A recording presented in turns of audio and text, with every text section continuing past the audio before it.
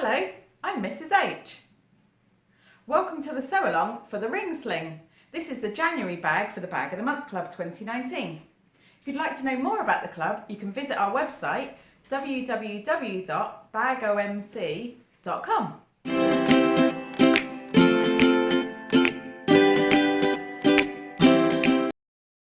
This is the second part of the sew along. Today we're going to do the top zip closure and show how to finish the lining. Okay, welcome back. So today we're going to get started on the top zip. So we need our zip panels, and we've already done our lining panels with our pockets on.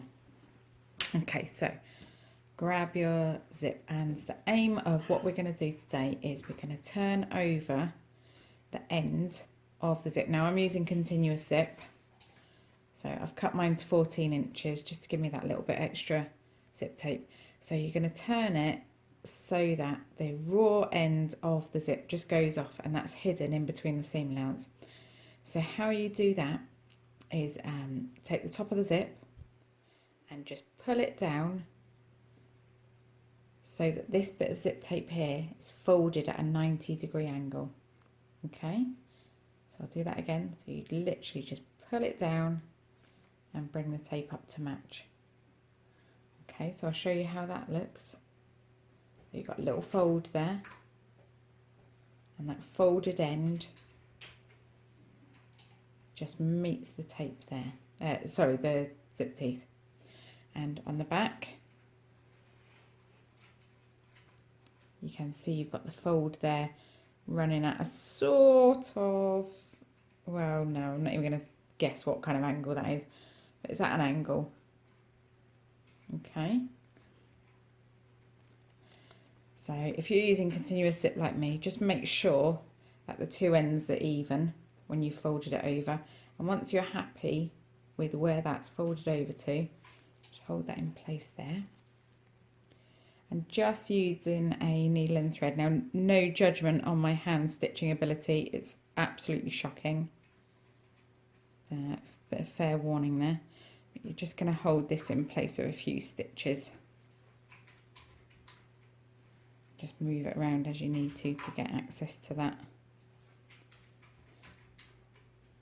If you're a little bit concerned about your zip tape unravelling, then do add a little bit of fray check or some glue or something onto the end there.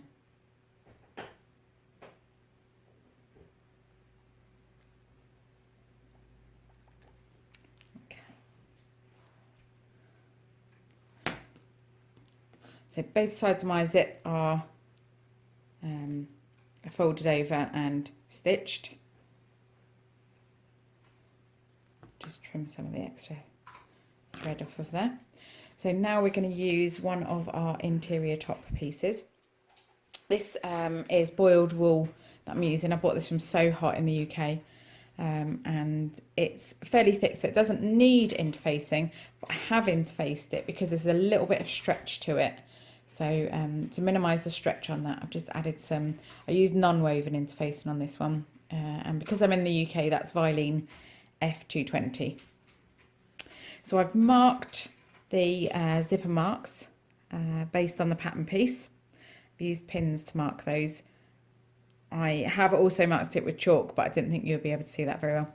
And then I've also marked 1 inch up from the edge on this side, and that's where the closed end is going to be. Now it tells you in the pattern which end to put your open end of your zip, depending on whether you're right-handed or left-handed. So do check that out if you're if you want to take note of that. So between these marks here, I'm just going to add a little bit of basting tape.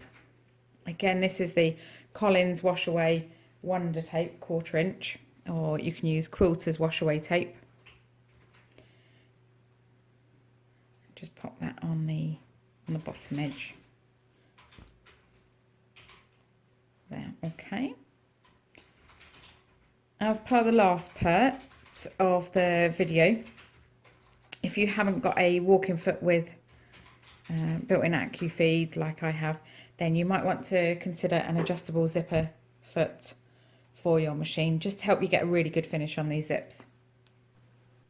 Okay, and I'll just line that up And as you do line that up, that should be at the end of the teeth match where your placement mark is here. Okay, I'll just move it slightly. There we go. And you're going to line up the edge of the zip with the raw edge of your fabric. So on this end where we folded it over, that's going to overhang slightly, and that's okay, as long as the main bulk of the zip lines up with the edge. Now only stick down to that second placement mark there. And I'm going to add a clip just to hold it in place at that mark, because that's important that we don't sew past there.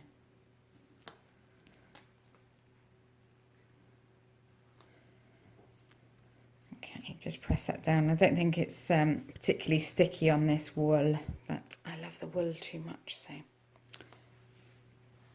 okay, so now we're going to pull the end of the zip up until it meets that 1 inch mark there. And clip that into place as well. And we're going to do things the right way. I don't often do things the right way or the way they should be done. Quite often I just go for it, but today we will. So just to get a really good finish, we're going to baste at 1/8 of an inch all the way along between these two marks. Okay, and then I'll meet you back here again. Okay, so I've basted that in place at 1/8 of an inch, and I've left this clip in the side to hold that at 1 inch away from the bottom. And before you forget, just take those pins out. Don't want any stray pins. So on this occasion, we've just basted to make sure that everything stays exactly where we want it to be. So I am right-handed, so I'm going to have my zip pocket, which I want to be my back panel, on this part. So it says in the instructions that if you are right-handed, you will probably want the open end of your zip to the left of whichever panel you want on the back of your bag. So that's why I'm going to use this one.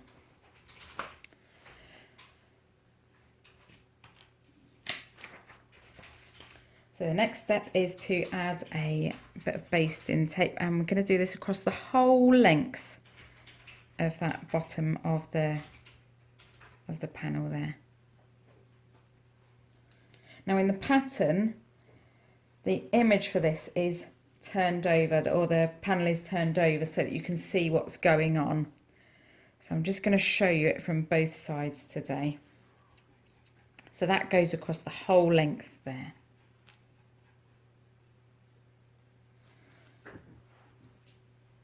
And now with the panel, I'm going to use my zip pocket panel. I'm going to pop that on right sides together. So lining up my raw edges.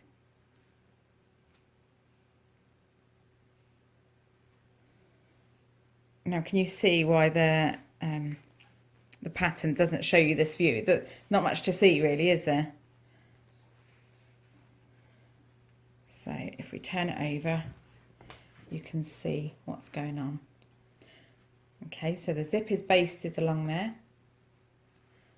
Right sides together with the lining panel and the zip top. Oh, sorry, the interior top. And now we're going to sew along this line all the way from one edge to the other. We're going to use our regular 3/8 of an inch seam allowance. Now that's not a problem if you're using a number 5 zip like I am.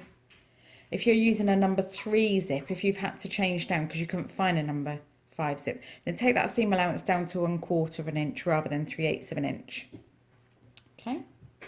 Okay, so I've sewn along that panel, and then I've pressed my seam allowances towards the top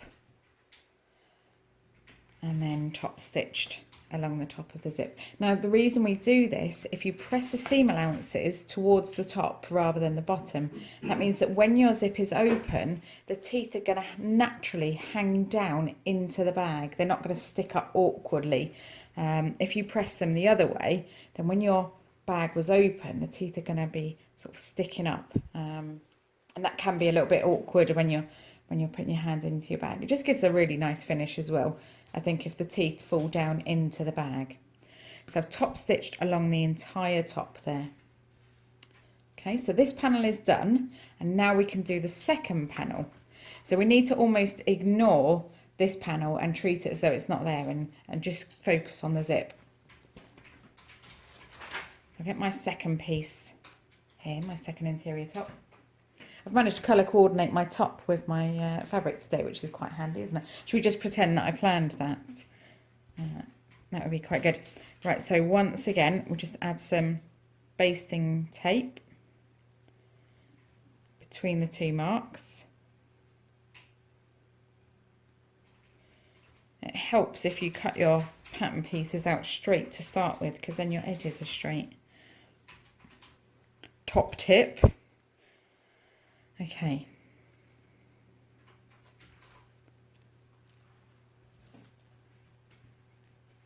So let's mark an inch away from the bottom.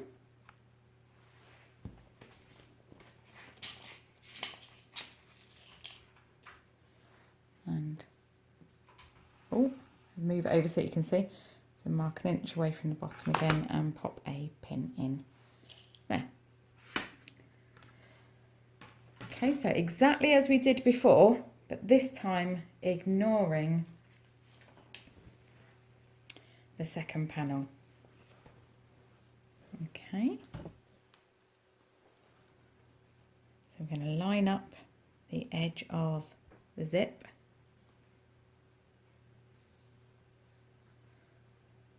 And just tape the zip down. I've done my 1 inch mark on the wrong side. We'll just pretend that didn't happen. Now if you want to double check that you've popped that in the right place, you can just hold this little bit up against it and make sure that they're lined up nicely. So we'll pop a little clip in there. Pull that pin out, pretend that never existed. We're all friends here, aren't we? We can pretend that.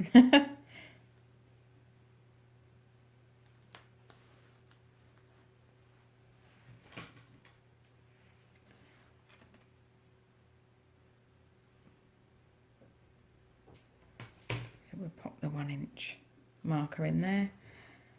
And again, pulling that panel out of the way, pretend it's not there.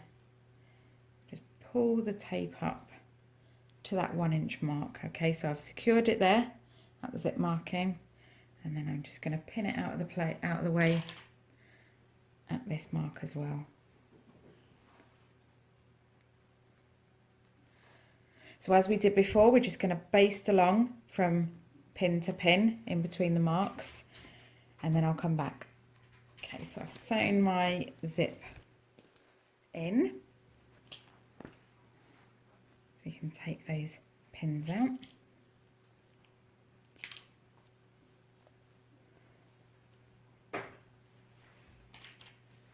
My clip came out, so we'll just pop the clip back in. So this is the time really to double check that your zip tape isn't twisted.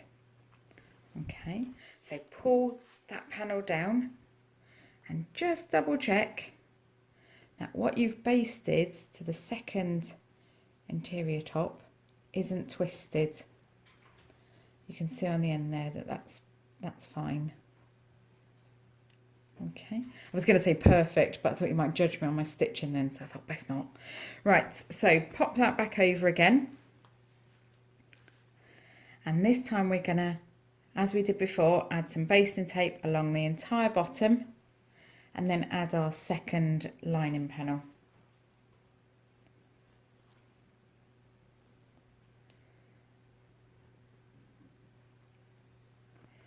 Okay, so just line that up with the very edge.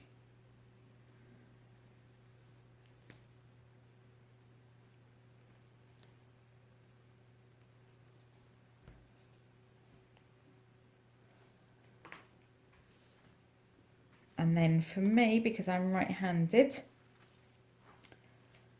got my panel with my slip pocket, and I've divided that into two. So right sides together, which means that your zip pocket panel will look like it's upside down. Just match the edges and match the centre, and just line up the raw edges and pop that down. And again, just push down along the tape to ensure that that's stuck down really well before you start to sew. Last thing we want is things to start moving. That's when things get difficult with zips, and that's when you don't have much success, and you start to think that you can't do zips, and actually you can do zips. Zips are not something that you should shy away from. You just need to have the right tools and the right equipment. Okay, so let's have a look on the other side. So we're pulling this panel out of the way again. So you've got your interior top, the zip sandwiched in there, and the lining panel right sides up there. I don't know if you can see that. That's the right side. It's got a little bit of sparkle. For some reason I keep choosing fabrics with sparkle. Can't think why. Okay, so now we're going to sew along that top. We're using our regular 3/8 of an inch seam allowance. Going to open it, press the seam allowances towards the top, and top stitch again. Okay, so I've sewn my second side of my zip, top stitched it. Just gonna zip it up just to make sure it all fits together good. Yeah, that's fine. Okay, so you've got the start of your lining here. You should be starting to see what it's going to look like when you're finished, which I always think is quite exciting. So this is the point where we're going to put our zip end on. Don't leave it till later. Don't put it off. Do it now. It's much harder to do it later. And apparently I need to buy some more hardware because I haven't got any copper zip ends. So I'm going to use a silver one. Somebody tell Amanda that I need to go and buy some more hardware because she never believes me when I tell her. I'm going to use a silver one for today, and then I can swap it out after she's, after she's stopped looking at the accounts, and I can sneak on. Should we just pretend I won it in a competition? That's what we usually do at retreat. Okay, so with your zip ends, then you've got the zip end and a small screw. And I've got a little set of precision screwdrivers that I use. Going to pop the screw in there just to be sure. And then with the end of your zip, what I like to do is fold one side over, and then the rest of the tape, fold that in half, so it's sort of half the width, and then fold that to the back, so that actually your entire zip tape is the same sort of width as the teeth. Now if you've got a few stragglers there, give those a bit of a trim. Nice little haircut. And then if you're doing this for good, pop a dab of glue in there. If, like me, you have failed to purchase the right colour zip end and you need to get another one, don't pop some glue on there until you've got the right one. So you're just going to slot that in there, and that fits really nicely in that gap. It just seems to be perfectly designed for number 5 zip tapes, which is lovely. So give it a wiggle to make sure that it's definitely in as far as it can go, and just check it looks good on that side. And when you're happy with it, then you can just pop the screw into that hole and screw it down. I can never remember which size screwdriver. We'll try pink because my daughter Elvis's favourite colour. Yeah, that's the right one. So you just screw that down until you go as far as you can. That will screw through the zip tape into the zip end. It's just a really, really easy and quick way of finishing the end of your zip. Oh, apart from the fact that I've stuck my offcuts off onto there. Right, okay.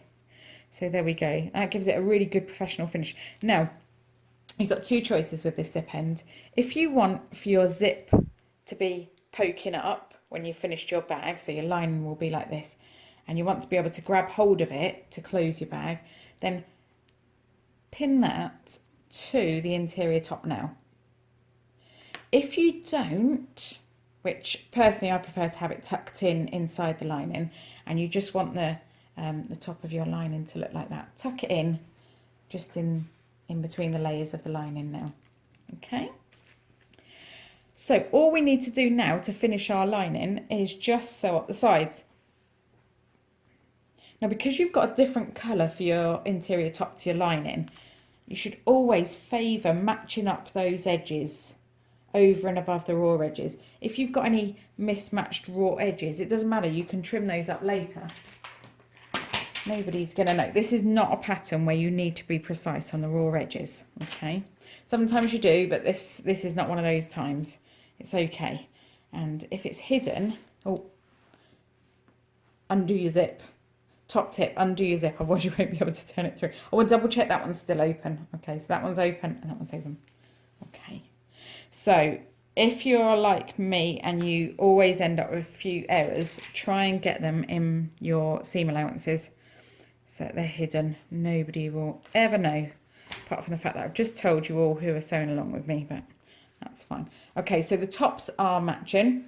Now you can pin or clip or whatever you want to do along the side and the bottom and the other side. This one's going to need to be trimmed. That's okay. Match them up as best you can, and then you're going to sew all the way from the top to the bottom. Okay.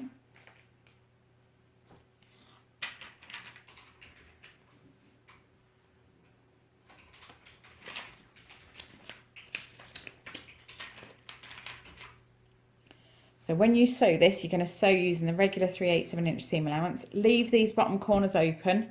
We'll sew from the top to the bottom first, and then we'll come back and talk about doing those bottom corners next.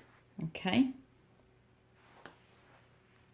Right, so I've sewn my lining panels together along the edges. Now, if you've used, like me, something that's quite thick and chunky for the interior top, and something a bit lighter for the lining, you're going to find that when you come to go off of this bump, you're going to miss a few stitches there, or find it a bit tricky when you're coming from this direction. So you're okay going down, but when you get to the other side and you want to go back up again, you're not going to be able to sew that bit.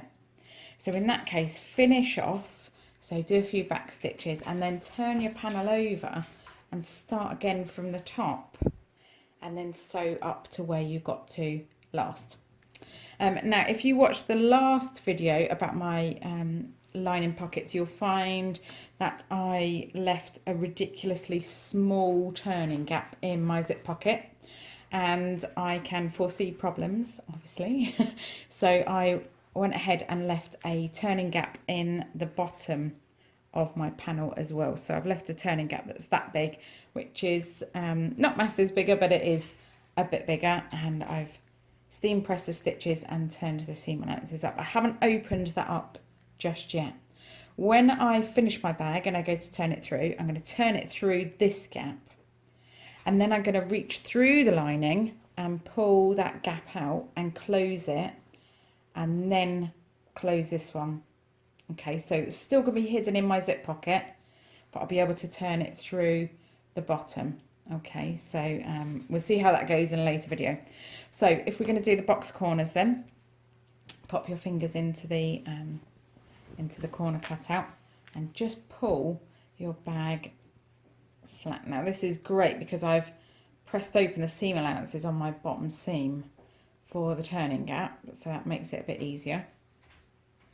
And on the side seam, just open up those seam allowances and match them together there. And we can pop a pin in to hold those in the right place. Now, if you have had to trim up your lining, it might be that these don't match exactly, and that's fine. Match them as best you can and then trim them later. Okay, there's no judgment here. We're all in the club together. Okay, and we'll do the same on the other side of the lining.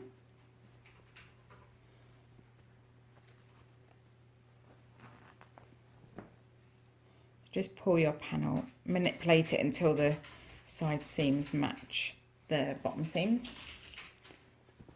pop a pin through. Okay, so if you pop a pin through the bottom seam, you can see if you've managed to line them up perfectly. If you're someone who loves a really good finish on your bag and you want everything to be lined up perfectly, that's the way to do it, really. Okay.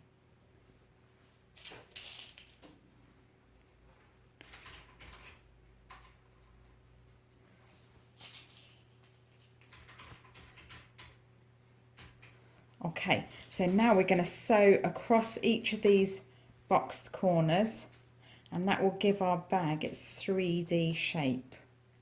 Okay, once we've done that, we're going to go over to the ironing board and we're just going to open up these top sections and press those seam allowances open. The way that the lining joins the outer, you really don't want that bulk all being scrunched up inside, so we're going to press those open just for a few inches, just a couple of inches, just to make sure that that sits really nice and flat. And if you like a really good finish on that, you've also got the option of, once you've pressed those flat, you can top stitch along there, if you can get it under your machine, of course. Open that out and you can top stitch the seam allowances into place if you want to. That's just an extra optional decorative touch if you want to, but you don't need to, as long as those seam allowances are pressed open.